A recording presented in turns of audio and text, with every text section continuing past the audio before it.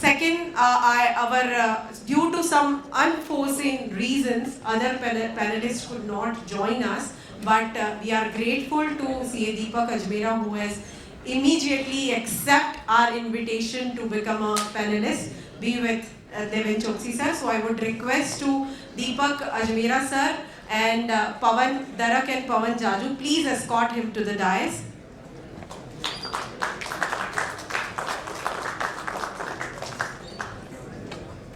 This 2 days conference is going to be an end, and of course, a lot of hard work has been done by our council colleagues and chairman of this committee, Saurabh Ajmera. Last, I would request to Suchita Achalia, our moderator of this session. I would request her to be there. Thank you so much. Next in the line, I would request CA Pawan Jaju to please introduce our panelists, followed by Pawan Darak for the introduction of moderator. Thank you, ma'am. It's my privilege to introduce CA Devin sir. Mr. Devin R. Choksi, founder of the KR Choksi Group. He is a prominent figure in the Indian financial services industry. Devin has been a successful wealth creator and is responsible for identifying multi-baggers, equity ideas. He also provides to its diverse clientele. Devin leads DR Choksi FinServ and HET Choksi Advisors, an investment banker. Devin's academic qualifications include a CA and honors in Bachelor of Commerce, Diploma in System Designing and Programming. Overall, Devin Choksi's leadership and contribution have played a significant role in shaping the Indian financial services industry. So, with this, we welcome you, sir. Next, Mr. Ajmera, sir. He is associated with IG India Private Limited, and he is also CFO and CIO of Even Pro International Limited, listed and traded on BSE Limited. Mr. Ajmera is actively involved in managing investment book, which consists of mutual fund, AIF, PMS, equity and debt portfolio of more than rupees 4,000 crores. With this, we welcome you, sir. I request you to please welcome big round of applause. I request Pawan sir to please introduce our next speaker. Thank you, Pawan. So it gives me immense pleasure to introduce our today's young and energetic mentor, CA Suchita Anchelia. She is a chartered accountant by qualification. Apart from this, she has also did international economics from the London School of Economics. Currently, she is working with the money control market team as an equity analyst. Apart from this, she is also the regular host for the Market Minute podcast available on the Spotify and the Amazon. Apart from this, she is having a prior experience in the field of investment banking and the advisory. With this very brief introduction, I request all of the gathering to give a big round of applause for all of them. Thank you. Thank you. Before handing over to the young and very energetic moderator, I would request, it is our duty to felicitate our panelists. So I would request to Vikasa Chairperson CA Piyush Chandak and Saurabh Ajmera, and you both also can join us to felicitate our panelist and moderator.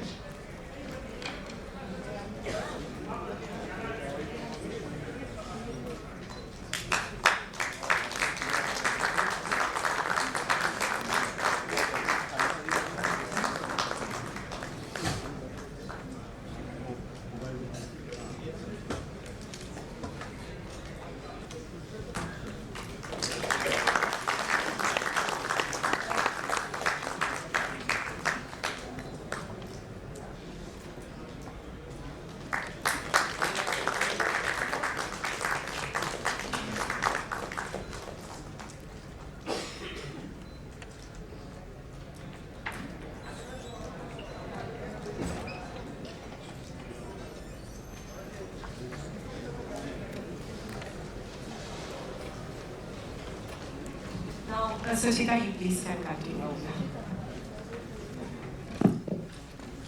It's an absolute absolute honor to be moderating the session, the final yet the most awaited one.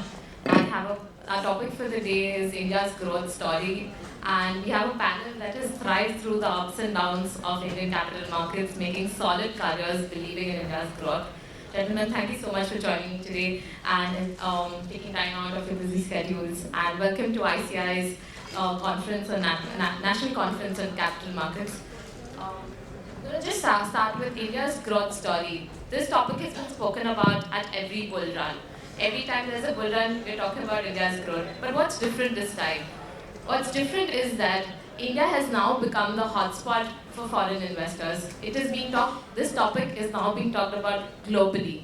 From Jamie Dixon, JP Morgan CEO, to Solomon, CEO of Goldman Sachs, to BlackRock CEO, all are going on record to talk about India's growth trajectory. Let's start with this panel discussion, let's highlight what's happened last year. Last year, Indian capital markets showed resilience despite inflationary pressures, interest rate hikes, recessionary hints, and still Indian markets was making all-time highs. So we'll start with the first question to you. How do you see Indian equities as an asset class placed for the next 10 years?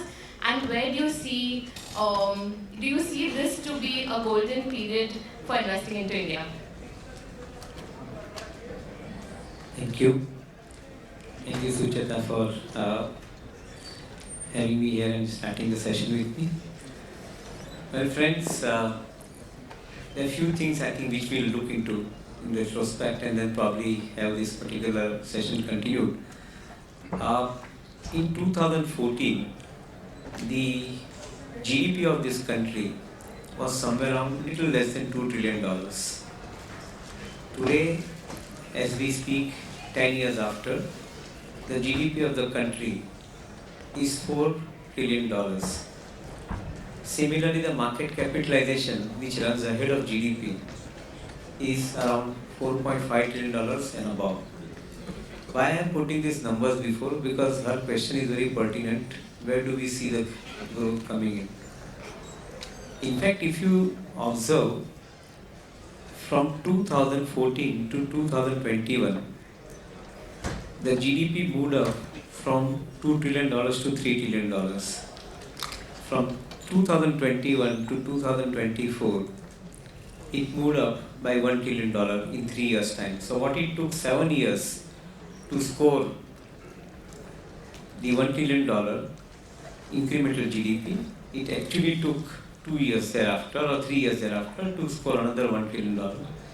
And now as we stand today, with the growth rate in the economy, 7.5% plus inflation, 12.5%, it is nominal growth rate of around 12.5% that we are talking about. We are growing the size of the economy by every $1 trillion in 1.5 years to less than 2 years now. So given that particular situation, our economy is moving in the direction of around $10 trillion by 2035. And generally the GDP and the market cap, they travel together. The market cap is likely to grow to somewhere around $12 trillion in 2035. So in the next 10, 11 years from now, we are likely to see almost 3x jump in the market wealth. So this is where I think we are heading for. The larger picture which is emerging very clear, the government of India has given significant amount of thrust in last 10 years. About 142 lakh crore worth of capital expenditure program over 10 years time till 2030 was announced in 2020 during the COVID period. And as we speak, I think this year in the interim budget, the capex program is around 2.5 lakh crores, which is going to be 11 lakh crores, out of which about 2.5 lakh crores of course is for railways, which is going to be increasing systematically as we progress further. So the growth engine continues. There is nothing more different than I think the entire economic program that we have undertaken. The growth in the economy is largely driven by the infrastructure-led push, be it railways, be it roadways, be it waterways, airways, even data networks and the entire system. According to me, I think we are in for the larger growth continuing for next 25 years. but the process has just begun. So I think we have to enjoy the journey, I believe. Interesting. You've spoken about GDP growth with market and about the themes that are there. I'm just going to I will be deep dive into it, but we'll first take Deepak sir's thoughts on, how do you foresee India from 2024 to 2030 and what multi-year opportunities are you expecting? Thank you ICI for inviting me. See, as a family office and as an individual, we are very bullish on India. Even though we have an option of investing 50% of net worth outside India, lots of fund managers currently approach us for China, other countries as an investment option. 20-year low, the index at China. Currently, index is 20-year low. But we have not moved out a single rupee outside India. So that shows that conviction is there. Conviction is there not just because of historical price movement, but because of the stability we foresee in the government also, in the policies also. Lots of infra focus is there, lots of reform which undertaken during this period is resulting the profitability in the companies now. India is, I'll say companies of India is at least debt in one of the history. I'll say the companies debt is lowest. Most of the companies are debt free, or I hardly, means when we analyze, it is very difficult to find the company which is debt to equity ratio of 2 and above. Normally you will find now companies debt to equity ratio is less than 0.5, 0.4, etc. So the company at the balance sheet of the companies is very strong. Government focus is there. Reforms like today we can trade in T+1. The delivery is there in next day itself. This is not there in the, means when you open account overseas, the account opening takes 3 months time. In India, we can have the demat trading account in less than 3 days. Means it is active. Bank account opening is very easy. And demography of India means the average age of the population is very less. We have democracy. The best part is democracy. Means normally autocracy or one person-led country or one party-led country can thrive growth for a certain period of time, but ultimately democracy moves slow, but it moves in a continuous way. So that's the best part. India is at democracy. India has democracy, and that is maturing or matured democracy. So lots of positive what we see. Yes, with earning, multiple have moved slightly. So we have avoided leverage as of now, but that's my view and our view. Thank you. We've spoken about young demography and also some policy reforms. We'll talk about policy reforms first. What we've seen is that there has been a new energy push. There's PLI schemes. There's also path-breaking reforms like Invest India and ONDC. What do you feel, sir, should be the next policy reform in pipeline? And what's needed? What kind of other policy reforms are needed to push India to the next level? So frankly, the entire foundation is laid. Probably, I think if you may have noticed, few things which have happened in recent past, I think that is going to be the central point at which the policy reforms are likely to take place. Government of India introduced India Stack. What is India Stack? You have Aadhaar, which is your identity. You have payment through your UPIs. You have e-commerce platform through your ONDC. And recently, I think they have started issuing license by the RBI, the account aggregator license. Now, if you start looking at all these areas of activity, along with, I think, the other policy announcement which have taken place in the area of building the hydrogen capital, green hydrogen capital, I think, which the country wants to create here, they are quite reassuring that we are going to grow further in this area of activity. You take different kind of use cases. According to me, there are around 4 or 5 major disruptors which are emerging, though it is not intended, but they are likely to emerge in this entire process of this kind of policy announcement. The short differentiators are going to be in the area of the e-commerce particularly, where ONDC is coming up. ONDC, as we all know, is a framework wherein the mass retailer or the seller and the buyer would come onto the same platform and would fulfill the transactions. In the capital market, I think the aggregators like IndiaMart, they are bringing up all the buyers and sellers on their platform, but they don't create the fulfillment. Whereas the fulfillment is carried out by likes of Amazon, Flipkart, JioMart kind of companies.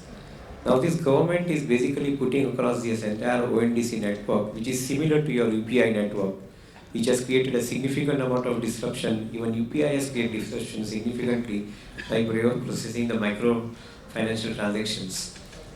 This ONDC network is going to be, I think, a similar kind of a disruptor. And this is where probably I think you are likely to see the outcome of those policy decisions which have already been taken. Similarly, another disruptor and where the policy decision has already been taken is central bank's digital currency. Now this is going to be the next chapter which is going to be opening up. Already the pilot run is done with CBDC, as we call it as, and it is quite successful. In this particular digital currency, the biggest advantage that you have is you have the blockchain technology in use, where the currency stays with RBI, only the accounting entry gets passed on to one to another, similar to what you have got in your depositories like CDSL and NSDL. The same thing is happening in this kind of situation. So in a better way, if you look at it, I think this is in turn will have a significantly large amount of opportunity for the country as a whole to control the inflation eventually, because I think government would know exactly where the digital currency is moving through this particular mechanism. And in a way, if you ask me, in next 10 years, it would be very interesting to watch out for. Currently, the medium of exchange between the two trades across the globe, two countries trade across the globe, is dollar. It's dollar-denominated trade. India has already started rupee-denominated trade with around 30 odd countries very successfully.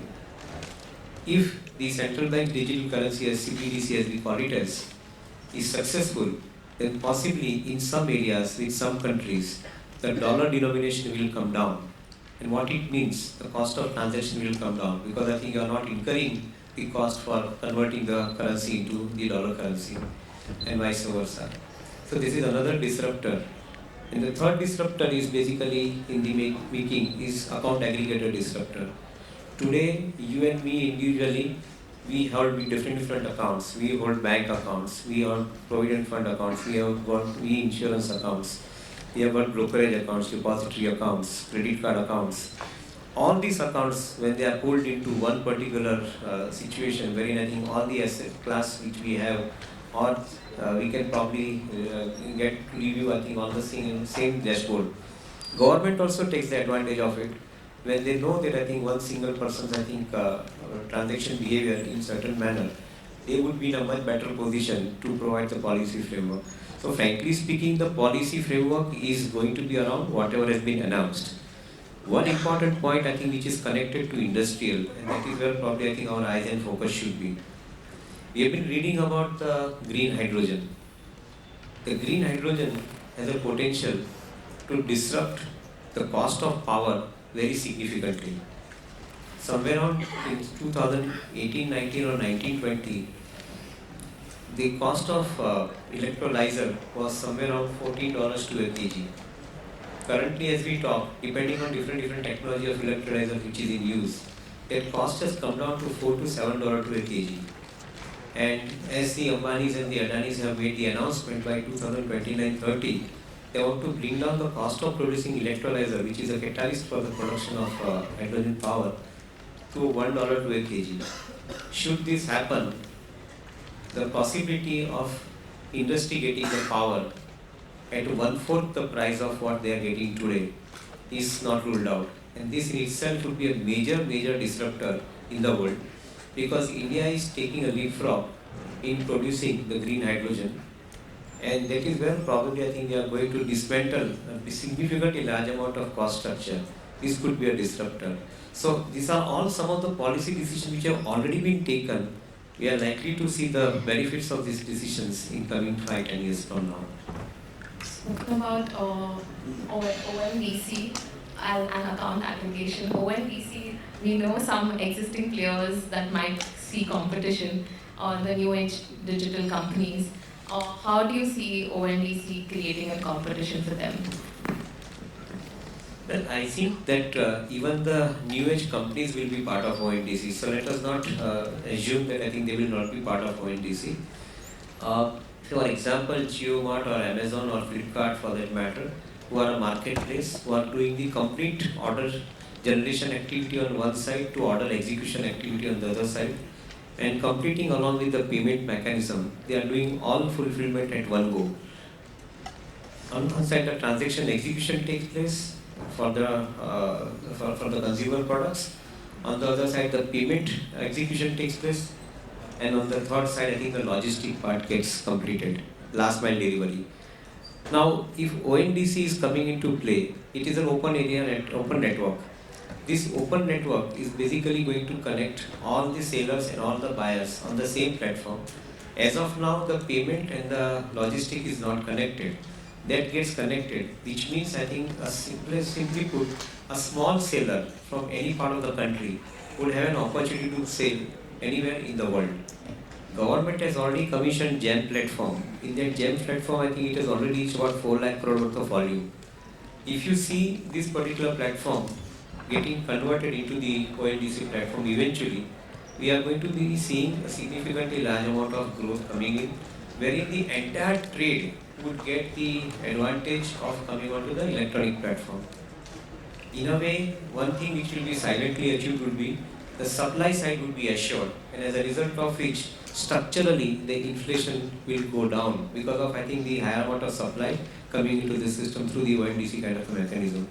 ONDC is expected to play a similar role of what UPI has done. UPI today is about 20 lakh crore worth of transaction in a month. Today, I think that situation is already happening in a span of around 4-5 years. Similar situation is likely to happen in e-commerce side.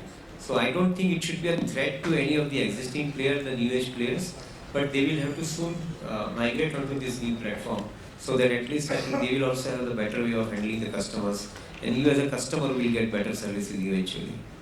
Spoken about the positives, are there any arguments suggesting that we are overstating India's growth potential, and what are the expected headwinds to the accelerated GDP growth?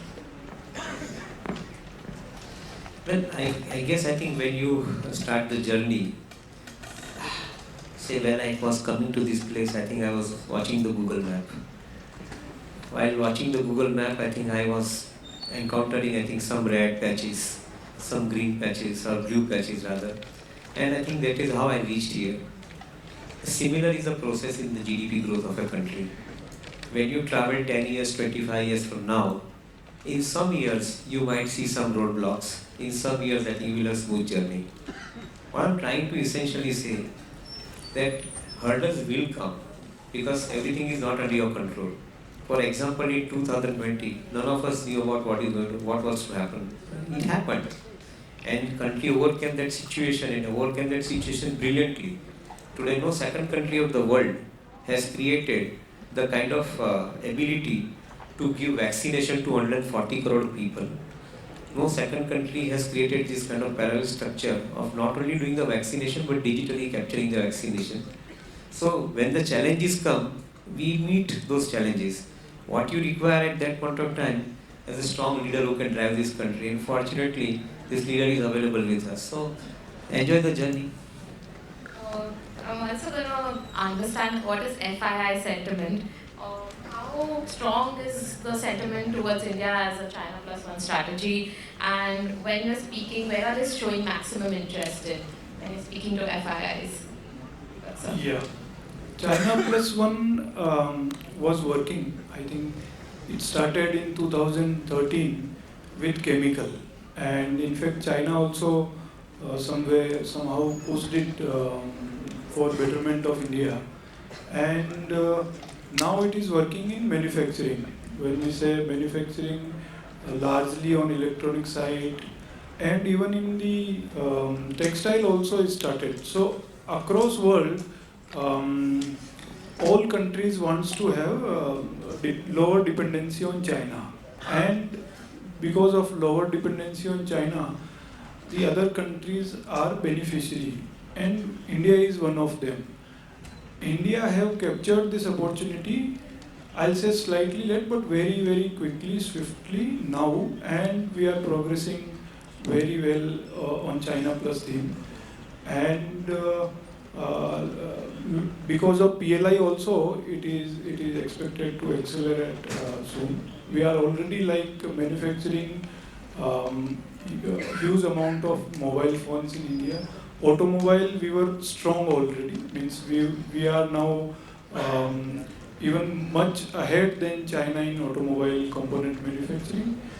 On pharma side, we are already very strong, and because of the government policy and China plus one, even we are going backward in pharma on intermediate side and chemical side. So there also we are seeing China plus one. So it is happening across multiple sector. Electronic is the largest sector where strong push is there from government also because of large amount of import. So as of now, three import component where government is focusing. One is the energy, crude we import, and there the substitute is happening very rapid phase. Solar is already cheaper than wind and other form of energy, and that we have expanded a lot. Hydrogen, as Choksi mentioned, that is also focus is there. And another form of import is largely on electronic side, where China plus one is happening for betterment of India. And textile again, largely we produce cotton, but ultimately job work is done by other countries, or the cotton is converted into cloth, etc. by other countries, and that is also now shifting back to India. So in multiple sector it is happening. Right. Let's move on to understanding current market scenario. We made fresh highs this week, and then markets saw some correction.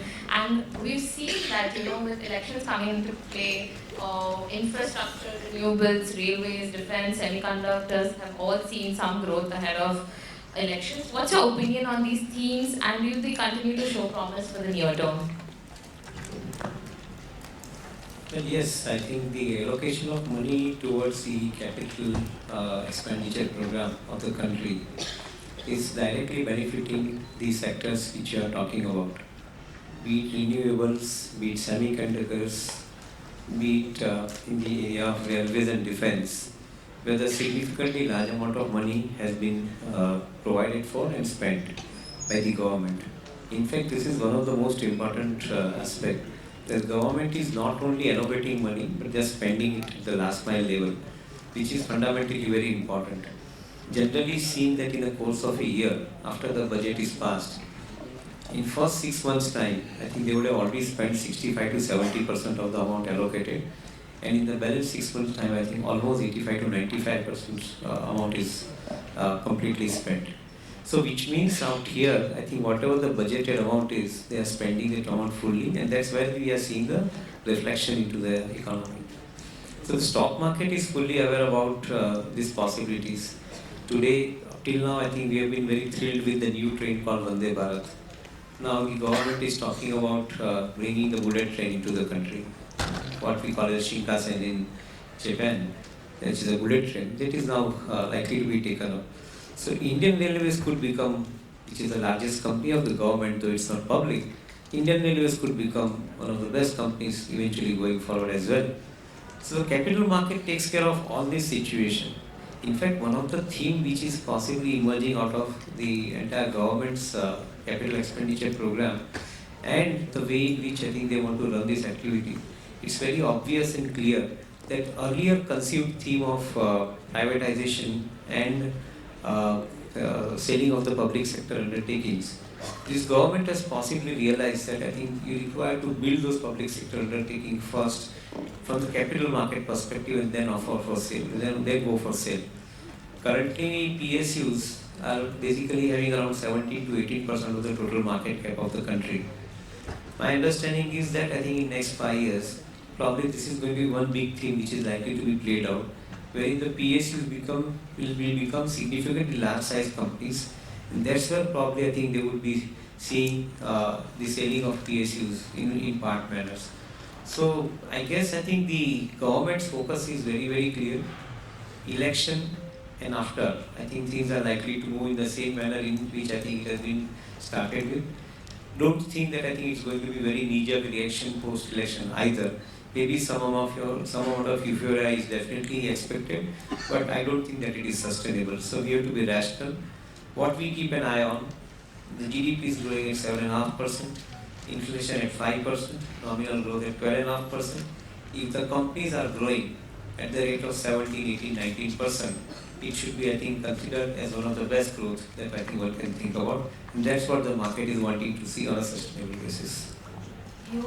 You're mentioning about, there's growth is expected, but isn't it getting priced in some way? And you still feel that this is the point to invest in these sectors? So let me give an example and then start talking about it. Yes, I think one can always argue it is priced in. In 2020, when the government made the capital expenditure program for 10 years, they made an announcement. At that time, the 110 lakh crore worth of program was there, which they subsequently increased to 142 lakh crores. But when this 110 lakh crore worth of capital expenditure program was announced by government in the same sectors, railways and the defense and the all other infrastructure areas of activity, they simply spelled out, I think, each and every sector. To answer that question of yours, whether everything is priced in, on that day, when this particular announcement took place, ABB was available at 750 rupee price. And at that time, the price earning ratio of ABB was 65 times. Today, 4 years after, the stock is almost 10 times. And the price earning ratio has not come down. What I'm trying to say is that in capital market, when the direction assumed is stronger, visibility provided is clearer, then in such situation, the business of the companies take quantum jump. And that's what we have seen in last couple of years with capital goods players like ABB, Larsen, Siemens, and among others. So what I'm trying to say is that yes, I think everything will look priced in, agreed, and this market is very kind enough in giving you opportunities. For some reason or other, I think you get those opportunities in this market. Because of some reasons, I think you might probably end up getting, I think, companies at a cheaper price. Like suppose if RBI has put in a ban on some finance companies for NBFC companies, some banks, market will react and they give you those companies at a cheaper price, cheaper valuation. Those businesses have not closed down. Those companies have got fundamentally strong models, but this market has given you the opportunity to buy into. Similarly, in manufacturing sector, I think there would be some situation wherein the stock price would be available at lower levels. They would be buying opportunity. What I'm trying to say is that yes, everything seems to have been priced in, but instead of looking at the overall market, look at individual stocks and opportunities therein, and that is where you can make more wealth. Interesting. You've also spoken about privatization as a theme. Seeing the telecom sector, FIIs are going on bullish on it with your Vodafone. There's restructuring, business restructuring happening there, and Telecom by Airtel and Jio. Both are being now managed by Adani, Airlines, Indigo, Tatas. So, and even in Q4, FII's top large picks was Bharti Airtel and Indigo were amongst them. So how do you see this, and what's your opinion on these companies and this theme going forward?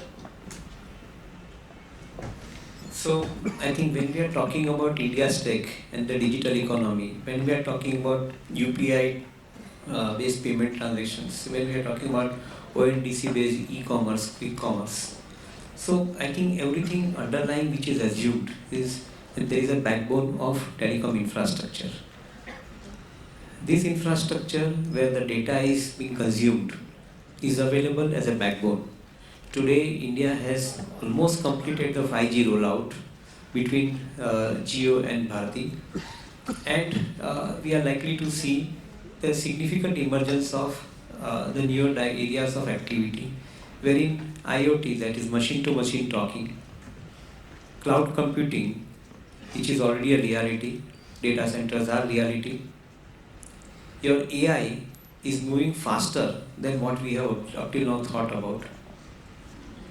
We are going to be getting the information at the speed of light. All these things have to, if they have to happen, then in such situation, the strong backbone will be the data network in the country. And this data network is provided on the ground through your fiber optics and in the air through your radio frequency waves, whatever you call it as. I believe that I think the companies who have maximum invested at this point of time in this network is Jio, which is prime beneficiary. And if you look at the numbers that this company has been working with, the amount of data bandwidth that they have been increasing year over year compared to last year, this year, I think the ARPU in form of I think the consumption of data has increased by 47%. That means every single person consuming the data is significantly increasing. We are talking about the potential of making money out of this activity. The ARPU that Jio basically had in the last quarter was about 181. With this size of data that is getting consumed and a growth rate of 47%, imagine I think just 5% increase in the ARPU and where would be the balance sheet would be.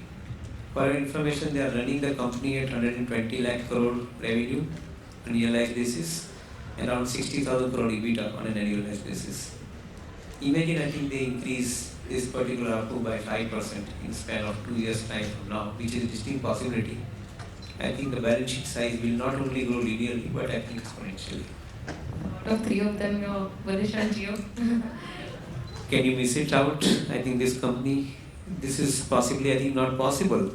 Largely because of the fact that the way in which I think each and every verticals have been constructed under this particular company, this is not no more a mobile telephony company. If you actually see how this company is operating, they have agri-tech vertical, they have health tech vertical, they have media tech vertical, they have e-commerce vertical, they have gaming vertical. Each of these verticals under which I think they have got the applications and the users therein, it is reassured that I think this is going to be the driver in next 5 to 10 years time. Unless you have got a significantly large player coming into this space, I think this is going to be a clear-cut driver. And what you are requiring is a data bandwidth, which is basically you consume the data through the fiber which you have inducted into the ground, from where you are getting this particular business. So according to me, I think there is no choice. Right? At this point of time, there is one company. Voda Idea is another company which is basically now trying to come back. But the game is going to be very interestingly watch out for Voda Idea, particularly, this is my view, particularly in personally. The company has about 42% of its subscribers who are 2G subscribers. If these 2G subscribers have to survive, then I think this company will have to invest more into 4G. That's what they are doing. Out of the total IPO, about 6,000 crores are going towards 2G. 5G rollout I think is little less, around 5,000 crores. So frankly speaking, they will have to significantly invest money apart from 18,000 crore equity that they have raised and the debt along with 45,000 crore totally. They will have to significantly invest in next 5 years additional sum of money. Whereas likes of Jio have already invested this money. So when we look at the investment program, we look at all these possibilities. That who has got the lead start, head start, and who has got I think there's something to catch up with. We look at both these aspects.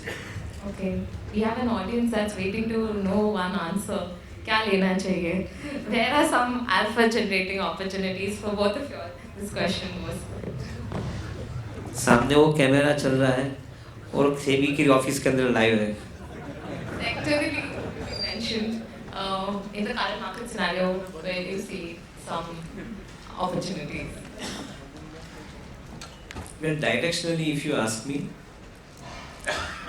I feel that entire ecosystem covering the renewables will be an interesting space to watch out for next 10 years. The amount of disruption which it will create will be significant. On one side, you have got tech providers, and on the other side, you have got tech adapters. The companies which are providing the technology, companies which are consuming the technology, they are both going to get benefited. So your eyes, ears, and focus should be around them. Second most important area where probably we believe that the growth will be faster would be in the area of discretionary consumption. Largely because of the fact that total amount of growth in the hands of individuals in form of their per capita income is going to be significantly higher. Significantly higher. Some growth is happening outside. So I think the amount of growth in the disposable income of individuals will be significantly higher, largely because of the fact that the $4 trillion economy has to transform to $12 trillion economy. And even if I think the 30% of that money is in savings and investment, we are talking about the current GDP of the country in 2035. There is a GDP available in the hands of people for investment and savings alone. And within that, if I take 60% out, which is a ratio which gets invested between housing and gold, I believe that discretionary spending towards housing is going to be increasing. Discretionary spending towards your personal needs will be increasing. No wonder Apple will sell 60,000, 70,000, 80,000 rupee watch, because I think they will be spending that kind of money. No wonder JLR will come up with their brand in India, because he will be spending that kind of money. So the discretionary spend is going to be increasing in the coming 5-10 years from now, because of the power of money that is there in your hand. And this is largely because of the fact that the size of the economy is transforming, it is going up. So that is where probably I think you are going to make maximum money. So keep an eye on the consumption space, wherein I think you are going to get this kind of opportunities. And honestly speaking, I think there is no one sector. Overall, I think in every sector, you will find some different kind of companies. He mentioned about the textile as one of the area. In textile, I think we find that even the technical textiles going to emerge and emerge very, very strong. Something what we wear, athleisure wear, or even I think other technical textile items, I think which you require. Everywhere you see in IPL season, I think your blue jerseys and other color jerseys. That kind of cloth is now getting manufactured in India. So this kind of demand will probably drive even this kind of sector like textile also. In my viewpoint, I think individually every sector will offer you some opportunity. Even in manufacturing, you will find I think significantly large amount of opportunity. If you have to implement so much of renewables, you will be requiring the hydrogen tanks, you will be requiring the solar farms, you will be requiring the precision engineering products. So all in all put together, even the manufacturing will also be requiring significant amount of investment. So opportunities everywhere. Maybe you have to keep an eye on selecting some. Few segments where we are quite bullish, or we might have already invested, so it's not recommendation you have to. But like recycled material means lots of waste currently in the world, and there is a push from government also. Overseas companies also, as ethical practice, they want to use more and more recycled product. So recycling multiple ways to participate. One way is manufacturer of recycled material. It's the simplest way. Suppose we are drinking maybe Coca-Cola. So now there is a mandate from government also. In India also, you have to use recycled PET bottle, not normal PET bottle. As a percentage, it starts from very small as a percentage. Over the period, it will increase. Now, Apple during this last launch, they said we are using almost 70% recycled material. So companies are saying proudly, and they mentioned on the product also, now this is recycled product. So there is a proud in using recycled product. In fact, I have gone through one company where the recycled PET bottle is even for them it is costly than normal PET bottle. Still, because of that mandate, companies buying the recycled PET bottle. So that is one theme which is very visible theme, and it is at the nascent stage. So there we are quite bullish. Second, alpha generating opportunity, we believe that is in investment or the wealth managers or market participants. Earlier, largely the investment community was very limited. Now the per capita income is growing, financialization of saving is growing. Earlier we used to invest in gold, real estate. These are the largely land bank or the gold real estate. Now people are more even moving from FD and more investing into equity. Now equity also, mutual fund, we all are aware that is growing, but PMS is growing much faster, AIF is growing much faster. So lots of opportunity on the wealth side. Wealth managers are earning because of the financialization of saving, and market participants also earning huge, whether it is stock exchange, whether it is depositories, AMC. So that is another theme which is at just beginning. Means the percentage of people invest in India versus percentage of people invest in US, still huge difference. So it's a theme which is at nascent stage. So BSC, CDSL, exchanges, financial institutions, all these companies look promising. And you also mentioned about sustainability as a theme. Insa has mentioned about consumer discretionary and renewables. Where is there any segment of the market that is showing froth or overheat or you all are avoiding? And what about it? See, a theme has picked up like micro or small company generates higher return. That is the perception as of now in the market. Smaller the company, higher will be return because of the growth, because of various factors. But because of this perception or because historical returns on the small and micro cap companies for SME was much higher, and because of that, the perception is building up more stronger.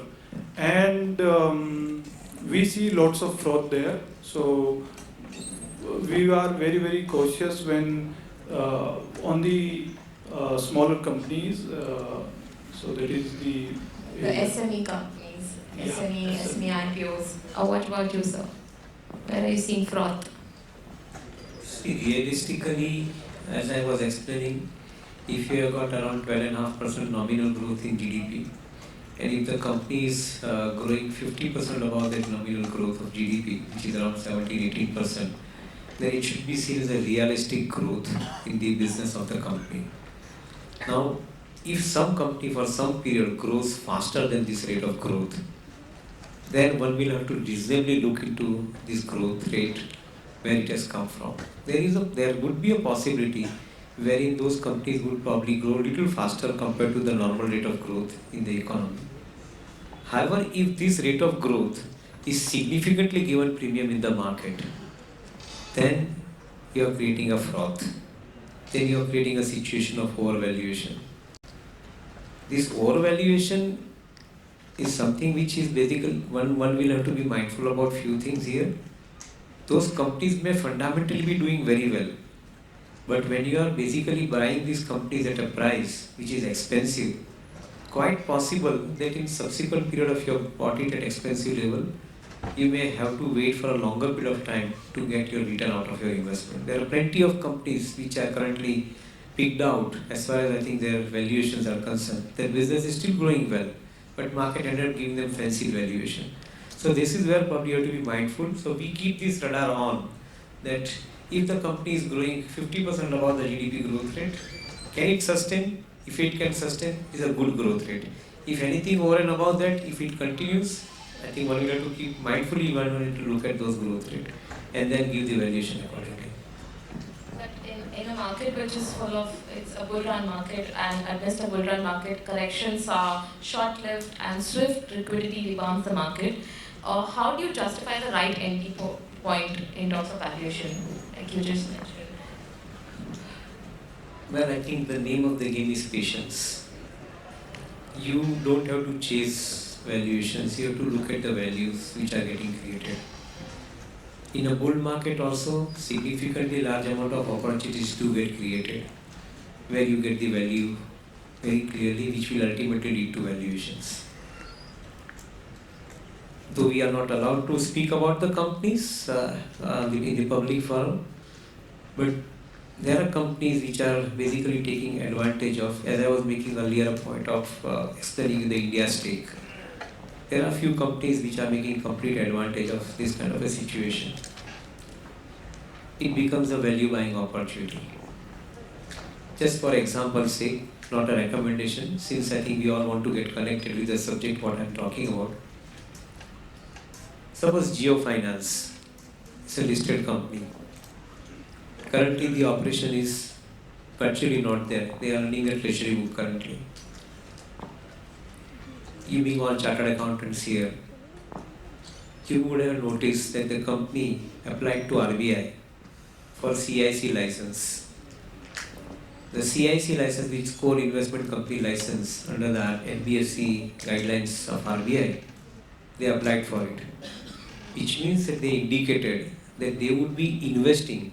Core Investment Company license is basically nothing but permission from RBI to invest in other companies' equity within the group. That is what I think they have probably indicated. Now, how the value gets created in this particular process, I think that is what we are talking about. They are likely to have 4 verticals. One, an NBFC vertical. Second vertical, which they already announced with BlackRock, the AMC vertical. The third vertical, which recently they have also again announced with BlackRock, which is your wealth vertical in the brokerage also, which is coming to it. And the fourth vertical is likely to be the insurance vertical. Now, if these 4 verticals are going to be the business of this company, which means I think they will be incubating these 4 companies within the mainframe Geo Finance.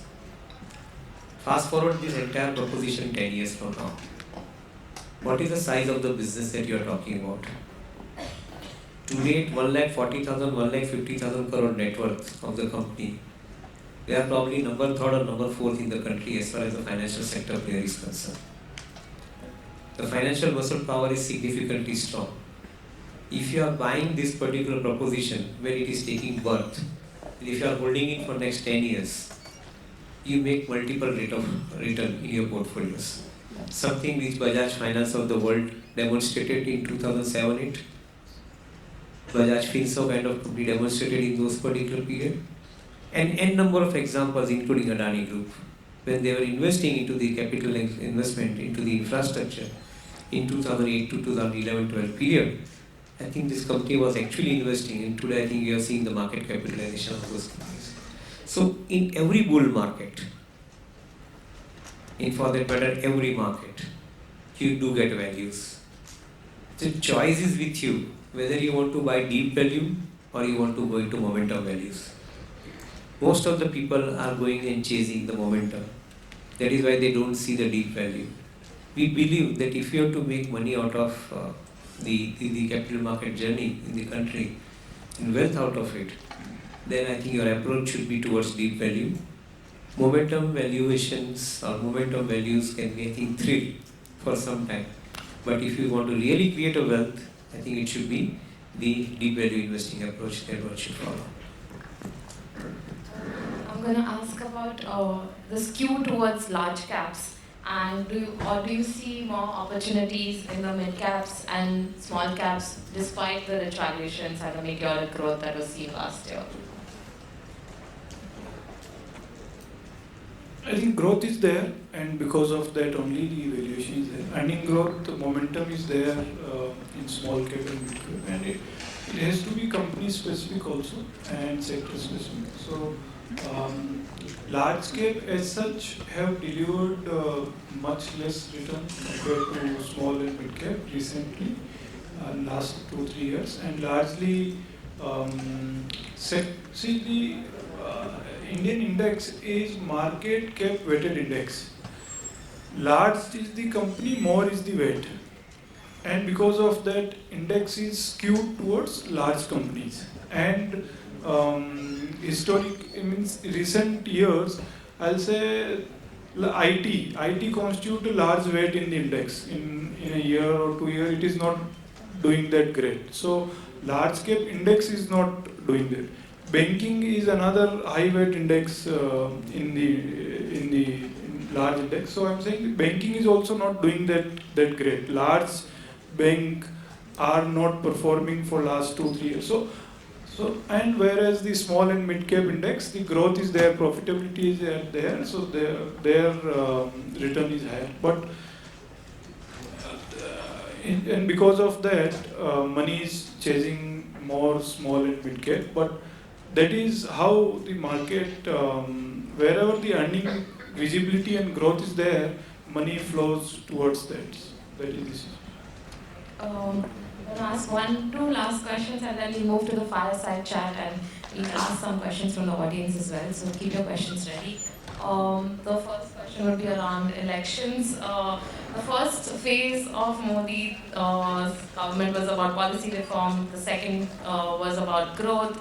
And now, what would be the big headline for Modi 3.0 from market standpoint? I guess Prime Minister Modi can answer this question better. Every day evening he comes on the channel and he talks about it. Well, I think the market's expectation as the subject is going to be. So we talk about what market wants to see. I think the larger part of the wealth is going to be created in the areas where the government has put in significant amount of investments. They have recapitalized banks. They have infused money. They are putting in significant amount of infrastructure expenditure program, as we talked earlier. In the manufacturing sector, they have been infusing money. My understanding says that this government, which means business, they would probably generate resources. They will first spend money and then they will generate resources. They have been demonstrating that part. They implemented GST. The collection per month now has reached 210,000 crores. They did demonetization. They virtually, killed the black economy at some level in the economy, though in the mid level and the mid tier and the small tier level, the black economy is still continuing. But with this particular advancement which is happening in digital payments, quite possible that we'll see better tomorrow on the black economy as well. So this government has spelled out their intention that they would like to get their capital back, what they are investing, something what we do as investors. My strong understanding says that public sector undertakings, public sector banks, there are about 68 public sector undertaking companies which are with 50% and above investment by Government of India. And there will be about 18 odd banks, or maybe a little more, I don't recollect, from public sector banking portfolio, where the government is holding more than 51%. My understanding says that at some point of time in next 5 years, these enterprises are going to grow big, and that is where probably privatization, monetization of these assets will take place. So this could be one expectation that one can think from the capital market side of activity that one is looking at. From the social side of the activity and also from the business side of the activity, my own expectation would be the overhauling of the legal system in the country. The current legal system, which the government has passed a law in the parliament in the end session of the parliament earlier, I think their intention is very clear that they want to speed up the legal justice in the court of law. Implementation would be a key, because if the implementation becomes faster, then possibility of you inviting higher amount of investment from global areas would be equally faster. So this is one area where we believe that the reforms are going to be playing a major role for government, and that will have indirect benefit to the corporate sector because of, I think, the faster process. The last but not the least, the ease of doing business is on paper. It is still not happening as much as we want. Being chartered accountants all over here, we all realize that I think we still end up signing the same amount of signature when we open the bank account or a brokerage account. I think things have not happened completely digital. Though compared to many other places in the world, I think we may have started scoring ranks, but we are still not as efficient. And one of the reasons for that is the bureaucracy. The bureaucracy is producing inefficiency because of the power that it has. My understanding is that I think the government understands this aspect and they want to create the ease of doing business. Where probably I think indirectly again the corporate sector would get benefited. So the cleanup process can be expected in the 5 years from now when the new government forms into power. Likewise, I think there would be some other areas which one can keep talking about, but largely one good part is that this government is listening and they are implementing a lot of measures which is giving good results to the corporate sector in general. Alright, there are a lot of chartered accountants in the room, some aspirant to move into capital markets and some wish to improve their existing setups. What would be your advice to them, and where are some new wealth creating avenues in the capital market space?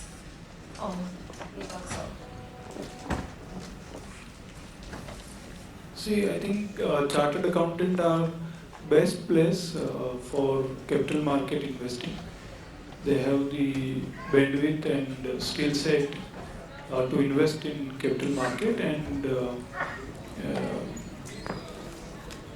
as of now, what I have seen, most chartered accountants are, when they start journey in capital market, they start trading rather than investing, rather than research.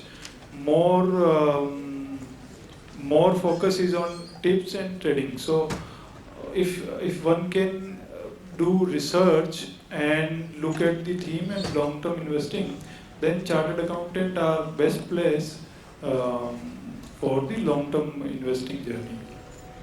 Lots of theme we have spoken already. More theme is like premiumization is another theme which is happening at very rapid pace. Young generation, young demography, and lots of spend. So that is branded play, premiumization play is happening. We used to have one footwear or few clothes in house. Now everyone has 10 footwears minimum and more. So premiumization and more consumption is happening, and that is another theme. So lots of theme, lots of long-term theme. One need to have the research-based skill set. Alright, we're going to move on to our fireside chat rapid fire section. We're going to ask, you have to answer in one or a line, answer in one word or a line. I'm going to start. Rupee appreciation against dollar, where do you see it at in the next 5 years? If you have to give an answer in what will be the price as we move. Watch out for dollar. Okay. Describe Indian capital markets in the next decade in 3 words. Growth, growth, growth.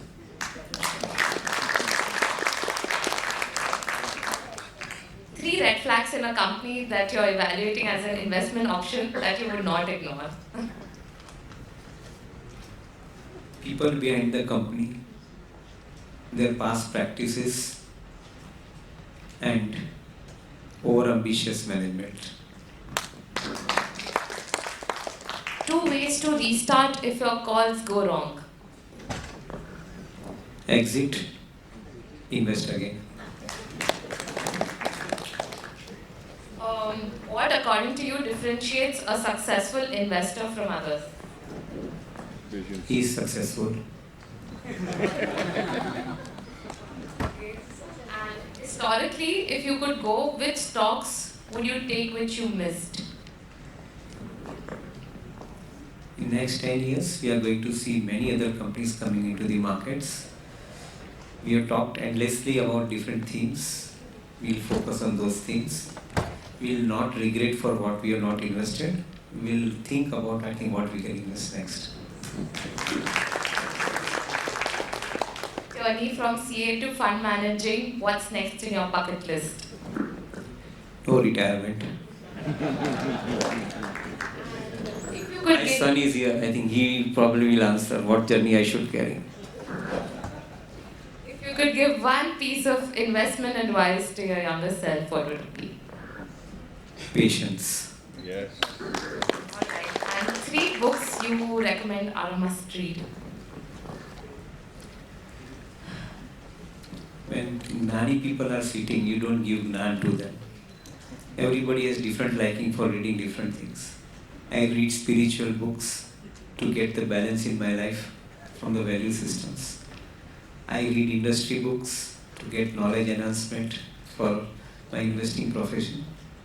And I read management books largely to understand from the other successful people as to how they have dealt with the subject mistakes. Alright, on that note, we're running out of time. We'll take some questions from the audience. Right, thank you guys for this wonderful session, and not because of the time, but I have a question, one each for both our guests. First with Devin sir. So with the new edge companies coming into the pictures like the Honasas and all the other new valuations, plus the predominantly the existing companies like Hindustan Unilever in the markets, how do you see the valuations compared of both these companies going into the future with the growth trajectory which is there in the next 10 years? And for Deepakji, the question is, as we see about the family offices, it seems as a fancy word. So, how do you describe it? It is only meant for large corporate houses who want to manage their family houses, or how it goes in Indian context? Thank you. In 2000, there used to be a .com as a subject, and the valuations given to them were completely crazy. It was not understood by any one of us. And thereafter, I think what happened, we all know about it. In digital commerce also, today, in some cases, the valuations have busted. Byju's is a classic example. So when you go irrational with your estimation about the business of the company, you pay a very big price out of it. We don't single out any company at this point of time in a public forum. But the companies which have actually started on a higher valuation note, they have faced in the listed market the reality situation. So listed market is a leveler. It gives you, I think, a true perspective about what value you should hold and otherwise. Currently, the new age companies, I love them, I admire them, because I think they have the ability to differentiate themselves from others in form of business model. Be it likes of Zomato, be it like of even Paytm, for whatever reason, I think the company has had this situation. But they have courage to show a very differentiated business model. And I love those business models. But sometimes I don't find myself convinced with the kind of crazy valuation that investors want to give them. If you end up giving crazy valuations, quite possible that I think you will get a lot of punishment out of it. So I think this is the only word of caution that I put across. As a culture of family office is growing in India at very rapid pace.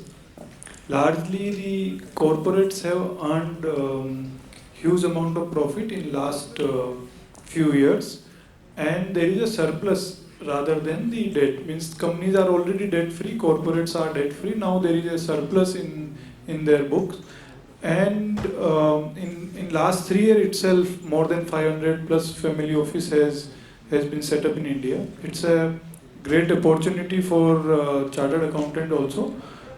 And prior to that also, every person, whether it is means you may not or may be aware, means every film celebrity also have its family office, whether it is Shah Rukh Khan, whether it is Amitabh Bachchan, everyone has. Now businessmen also want to de-risk from the business, and they are setting up the family office. So where they can that money they can invest in the business, or it can support in the business at the unforeseen or circumstances event.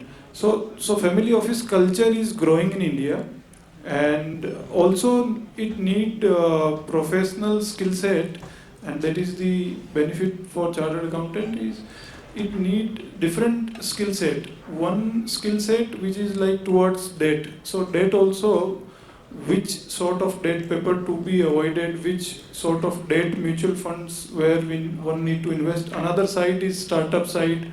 So different skill set. Listed is different skill set, and then on every family office wants to diversify from equity also. So they want to have gold also. They want to have debt, real estate. So each segment need different skill set, and therefore the need of professional is there, and the return expectation is different for each family office. There is a proper investment committee, investment policy. Accordingly, the return expectation and risk parameters are decided, and investment happens accordingly. So this area is emerging, and I see lots of opportunity in this segment. Yeah, we have a question from front. Yeah. Yeah, please. My question is directed to Deven sir. So we've recently seen with the RBI having the regulations curbed on banks and NBFC. So in that case, how do you allocate your position, or what are your next steps? How do you build your thesis? Because you've been investing from past 3-4 years, you've seen the run up, and then in one shot, just So first and foremost, I look at the situation in which I think they have given whatever the treatment that they have given to whatever the intermediary they are talking about. If these are procedural lapses, then I don't get perturbed at all, because they are meant to be, and they are meant to be resolved, both. Frankly speaking, the job of the regulator is to regulate, and they are doing their job fantastically. So certainly I think they are bringing out the lapses and they are trying to correct it. But having said that part, in this particular situation, I have a view. And I'll go in little detail in giving this particular view, because I think this is fundamentally very important for all of us to understand. Suppose if you found lapses in the area of KYC, I'm just using this as one example, there may be several other things. If you found lapses in the area of KYC, I ask a fundamental question, that what is stopping you to create a universal KYC system in the country? You have Aadhaar available, you have PAN available. You create a universal KYC system in the country wherein the identity of the person is already decided. Based on that identity, you provide the KYC system, like how you have provided the GST systems or how you provide the ITR system. You provide a similarly KYC system into the country, and all the problems pertaining to KYC would be solved.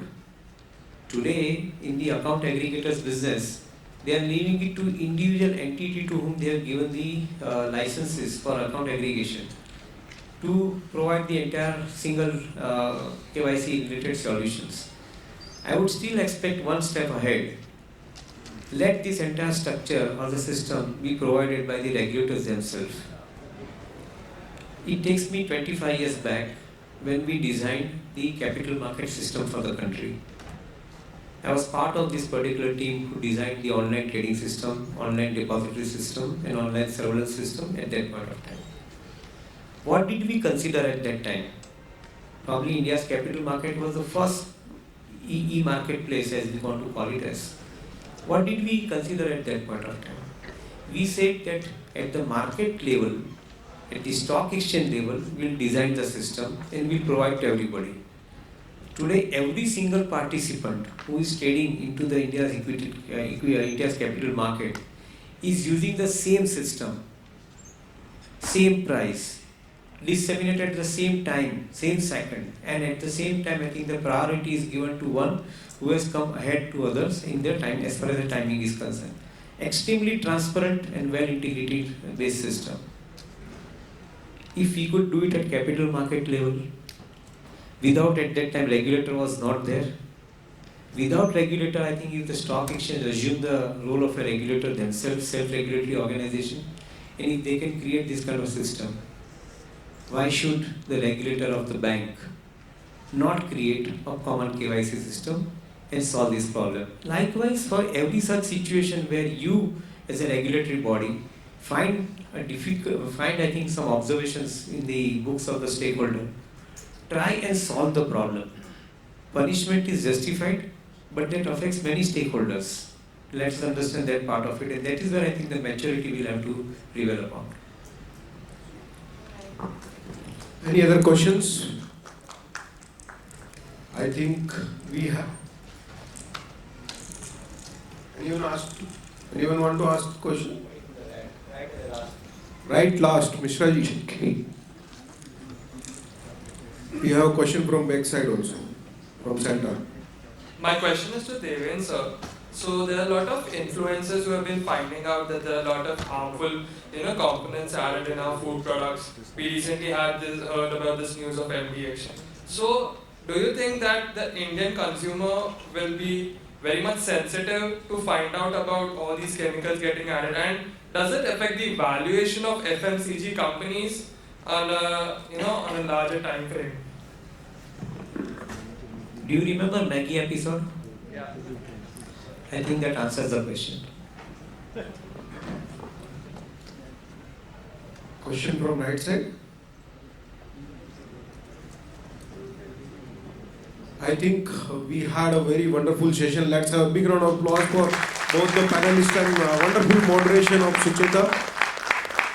In terms of knowledge, I can say it is highly insightful and great in terms of knowledge sharing. And friends, after having such a wonderful discussion, I want to say two lines once again.